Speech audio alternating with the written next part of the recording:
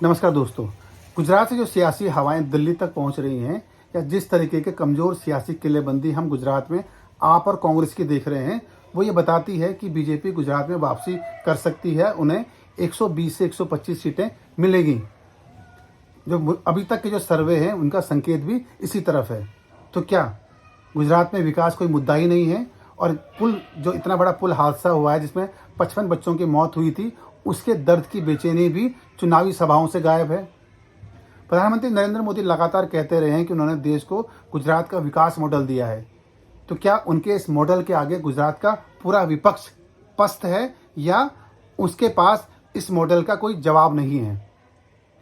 एक और बड़ा सवाल है कि बिल्किस बानो पर का जो दर्द दिल्ली में आप और कांग्रेस नेताओं के चेहरे पर दिखता है, जो गुस्से की जो तेजी दिल्ली में दिखती है, वही नेता जब गुजरात जाते हैं तो उनकी चुनावी सभाओं से और उनकी रैलियों से बिल्किस बानो का मुद्दा गायब है। गुजरात में 10% मुसलमानों की है और एक बड़ा वोट बैंक मुसलमानों का है, लेकिन उनके दर्द में न तो आप शामिल है और न ही कांग्रेस। तो क्या हम ये मान लें कि गुजरात में मुसलमानों के हक की बात करना, उनके दर्द में शामिल होना, उनके मुद्दों को उठाना गुजरात में आप और कांग्रेस को चुनावी हार का गारंटी वाला फार्मूला लगता है? तो कह सकते हैं कि आप और कांग्रेस के लिए क्या मुसलमानों के मुद्दे चुनाव में उठाना गुजरात में हार की गारंटी है?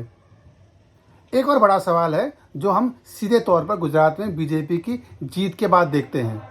अगर 2022 में गुजरात चुनाव बीजेपी जीत जाती है तो उसका जो सीधा असर है वो 2023 के विधानसभा चुनाव में पड़ेगा, और खासतौर से मध्य प्रदेश और राजस्थान पर। गुजरात में बीजेपी ने एक ऐतिहासिक प्रयोग किया था। उन्होंने सारे मंत्री बदल दिए थे और मुख्यमंत्री भी बदल दिया था। अगर गुजरात में बीजेपी जीत जाती है तो क्या यही फार्मूला एमपी में लागू होगा और वहाँ भी चुनाव से पहले हम इतना ही बड़ा फेरबदल देखेंगे? क्योंकि मध्य प्रदेश में भी ये कहा जा रहा है कि एक बड़ा तबका शिवराज सिंह चौहान से नाराज चल रहा है और वो भी एमपी में बदलाव की बातें करता है। जबकि राजस्थान की स्थिति थोड़ा अलग है। यहाँ पर कांग्रेस की सरकार है, लेकिन जिस तरीके से संगठन यहाँ काम कर रहा है और गुजरात चुनाव के बाद, जीत के बाद, अगर वो संगठन की वही सोच अगर राजस्थान में लागू होती है तो क्या वसुंधरा राजे जैसे पुराने चेहरे अब राजस्थान की सियासत से गायब हो जाएंगे और राजस्थान नए चेहरों पर, बीजेपी के नए चेहरों पर चुनाव लड़ेगा?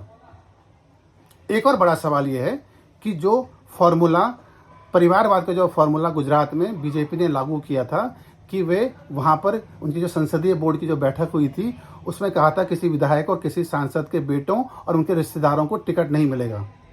अगर गुजरात में चुनाव में बीजेपी जीत जाती है तो क्या 2023 का जो फॉर्मूला है बीजेपी का, वो पूरे राज्यों में इसी फार्मूले के साथ, इसी सियासी फार्मूले के साथ बीजेपी काम करेगी? यह भी बड़ा मुद्दा है।